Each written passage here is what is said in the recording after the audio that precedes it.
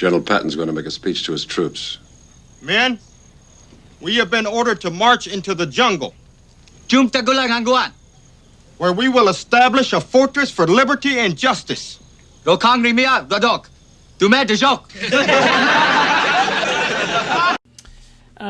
In this clip we just looked at, we get Lieutenant Hamilton as this sort of mock heroic figure, where the major and the captain Al are watching, and the major says, General Patton's going to address his troops, and this is the mock heroic thing, and so there's this.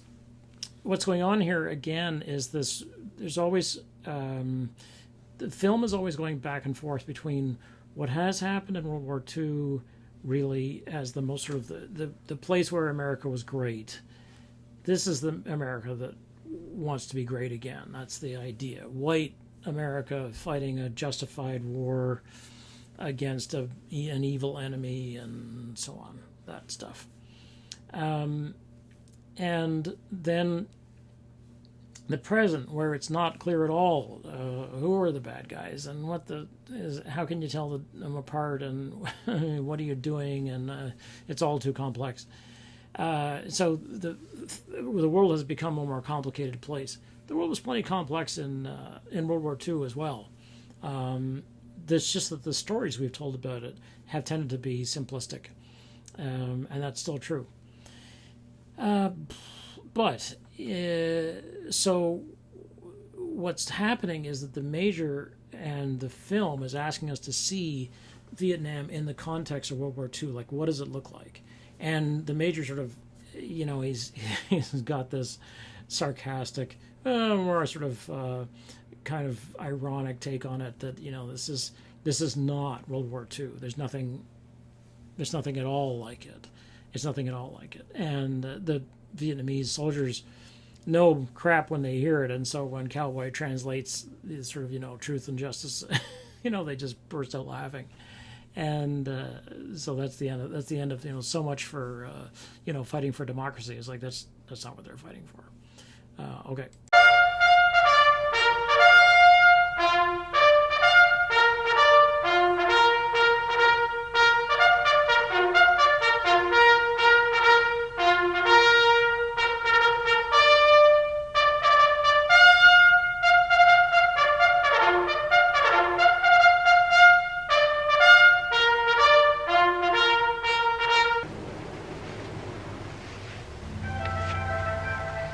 Carthaginians defending the city were attacked by 3 Roman legions.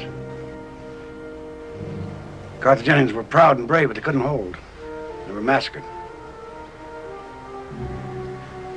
Arab women stripped them of their tunics and their swords and lances.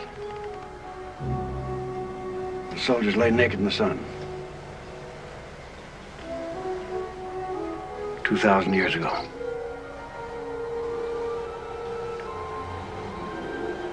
I was here.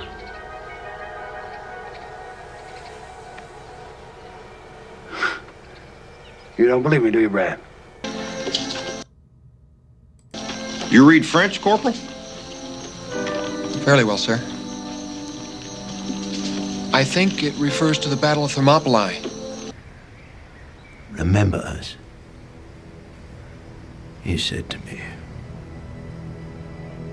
That was his hope. Should any free soul come across that place. In all the countless centuries yet to be, may all our voices whisper to you from the ageless stones. Go tell the Spartans, passerby, that here, by Spartan law, we lie.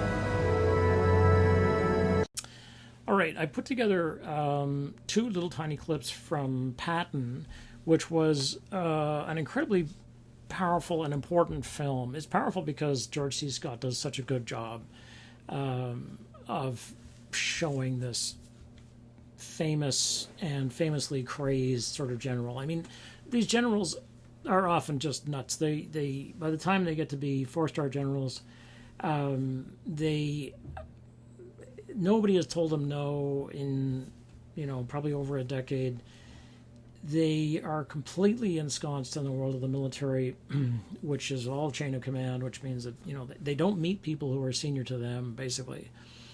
And in the case of World War II, they might actually be military geniuses, which was what happens with Patton. Patton really was a military genius, and he really did understand what Rommel was doing in Africa, and because he was reading Rommel's book, he was reading Heinz Guderian's books about tank maneuver warfare and so on. So he understood, but at the same time he was crazy. I mean, Patton, famously struck a man. I mean, he struck a man who was badly shell shocked, they would have called it at the time, was suffering from bad PTSD, and he's sitting in the front of the row at one of these famous massive sort of spectacles of getting all the men together, and he starts crying, and Patton hits him.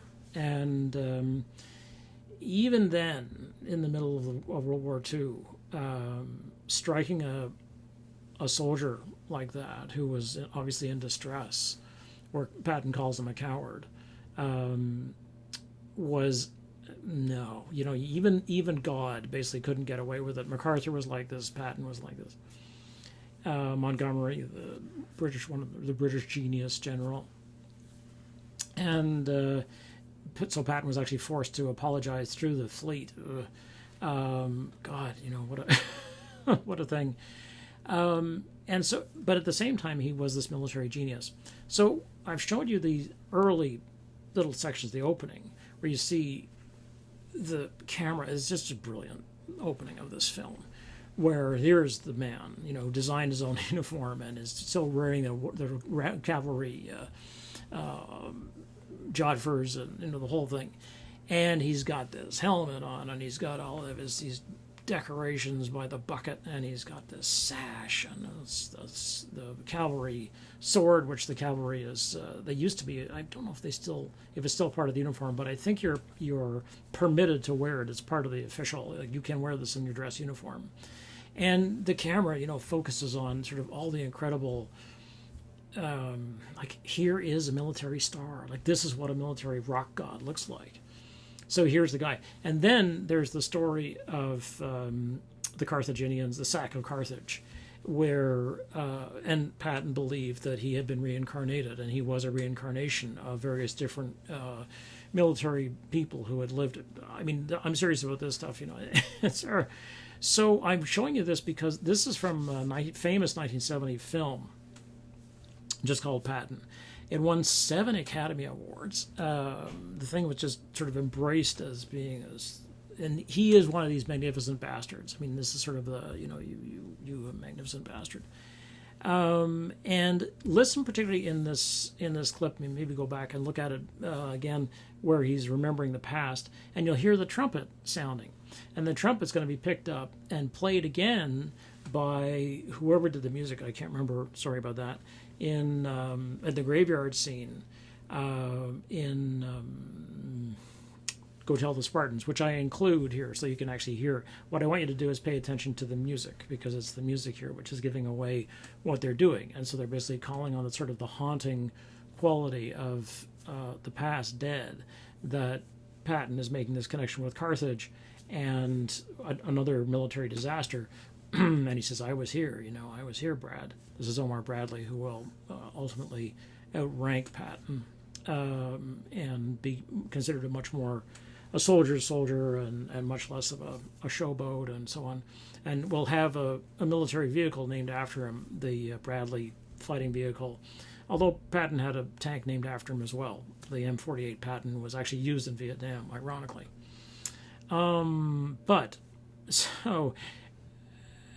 So there's the same sort of quality of, like, we're looking back, Patton is looking back to Carthage, in Go Tell the Spartans, we're looking back to Thermopylae, the battle at the Hot Gates. Okay, and then did I put? Oh yeah, okay. So and then I slugged into that this memory basically of the Hot Gates. Now we've seen in the last 15 years, and right dang in the middle of the war, Frank Miller's comic 300, which was done in the late 90s, got picked up by Zack Snyder, the Wunderkind director, who has directed a lot of questionable things, although he did a pretty good job with Watchmen, not bad. The Watchmen the film, not Watchmen the series, although the series is very much informed by everything, all the design decisions and the sort of what the thinking that Snyder had.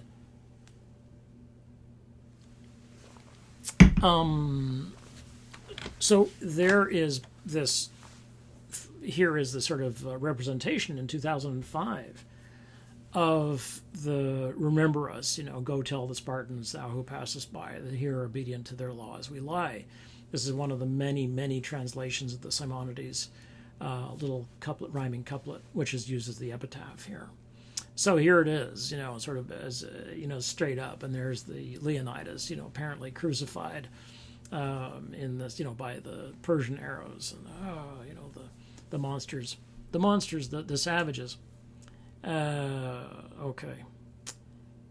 And at this point that this film, when when 300, the film, was released, the military was desperate for men to fight in Iraq and Afghanistan because the war was going very badly and people were getting killed, and it wasn't clear at all what they were getting killed for. Still isn't. So the film was extremely helpful as a recruiting tool. Unfortunately, what it produced was a lot of, at the time, frat parties where guys sort of were running around with there's jock straps and sandals on, yelling, "Tonight we dine in hell," and other lines from the from the film. So it worked really well as sort of this recruiting tool, not unlike Top Gun. Another whole story. Okay. Too bad we couldn't have shown you a better wall. Like hitting the beach at Anzio. Or smashing through the Bastogne with Patton. That was a tour worth the money. This one? This one's a sucker's tour. Going nowhere. Just round and round in circles.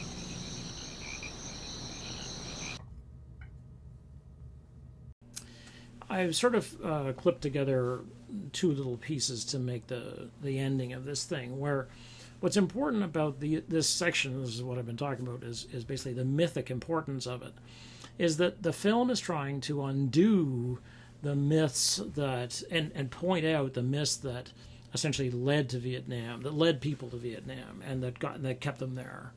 And it's very good at that. I think this is one of the smartest, subtlest, funniest in many ways, sort of MASH-like takes on the Vietnam War. There have been a couple. The Boys in Company C was often given as that sort of film. It was a year later, I think, in 1978. I don't think it holds up very well. Particularly, I don't think it's as smart as this. The end is another sort of metaphorical ending. But in this case, it's not really metaphorical. It's like, no, everybody gets killed, and there's Corsi, and Corsi has to be allowed to live because he's going to go home, and given his intelligence, I mean, whatever he does, if he becomes a politician or if he becomes a lawyer, whatever it is going to be important in terms of shaping wartime policy. I mean, he's presumably going to become a dove fighting for withdrawal from Vietnam if he is allowed to go home. So he understands finally that the Vietnamese are in charge, and it's not what he thought at all, that the mighty American war machine. And then the film ends with this very plangent sort of note, where it's 1964. It's like, it hasn't even started yet. Like, we're just at the beginning of the crap. Like it's sort of like seeing if you see a film with the Holocaust, something like that, or the Shoah, pardon me, and at the end of it says 1943, and you're like, oh man, there's 2 years to go. I mean, millions and millions of people are going to die. God, what is the likelihood of there being survival? If you think about something like, say, Jojo Rabbit, at least they are at the very end of the war. In general, the people who survived the death camps, say, were the people who were taken to the death camps in the last 3 months of the war, because there simply wasn't time to kill them. So people who got were put in the death camps in 1942, with very few exceptions, just didn't survive. They just didn't make it. So the same kind of thing operates here, where the film is pointing out, like, look how far we have to go. It's only 1964. There's going to be a shooting war where Americans, men and women, because I'm talking about the nurses, which I will do, are going to be involved in being damaged, and of course the Vietnamese are going to be slaughtered, and the land is going to be ruined by Agent Orange for another basically 8 years or so before then it switches over to just bombing, and then the Vietnamese are going to take over themselves and go. Oh man! So it's 11 more years until the end of the war. 1975. 11 more years. Wow. Jeez. So that's the note. Then you're like, wow. If what you thought, if you looked at this, you're like, well, look, this is already screwed up. It's like, it's only going to get worse from here. Okay. Just a note before I run this slide that takes up the points from this lecture. Don't feel freaked out if you look at this slide and think, what the heck? This isn't the lecture I just sat through. I do, in some cases, I do talk about basically the way that this particular film refused or didn't take the deal the Pentagon offers, basically, which is that the Pentagon will give you their stuff, their material to use in their film if you allow them the final cut of the script. So you submit the script to them, they'll make changes. Then you actually, in some cases, depending on what they give you, have to submit the final film to them, and they will make the final cut. Otherwise, it doesn't get released. I didn't talk about that this particular time. So it is one of those things. I think Selma Perach, Professor Perach, I think she talks quite a lot about the military industrial entertainment complex, as it's sometimes called. So you may be familiar with this idea already. Yeah, okay, it's like there's just so much to talk about. Then I have the second point about history, where basically what I want you to understand is that don't feel nervous if you look at this film and you saw one thing, and then I come along and say, oh, this is what you need to know, and like, well, how would I have known all that stuff? It's like, you don't know it. That's why you've got me, right? So don't worry about that. It's like, this is how you learn, right? I mean, you learn because you're like, oh, I don't know any of that stuff. You're like, well, now I know some of it. It's like, okay, so we're going in the right direction. Yeah, okay, and then this discussion of myth is going to reappear. Well, it's going to reappear a lot, but it's going to reappear particularly when we talk about propaganda. So just a few notes, but don't get worried. I mean, if you look at these final points and you think, oh my God, none of this stuff makes any sense to me. That's not what I got. It's like, don't worry about it. Don't worry about it. It's like you get what you got. That's good enough. Don't stress about it. Okay. All right.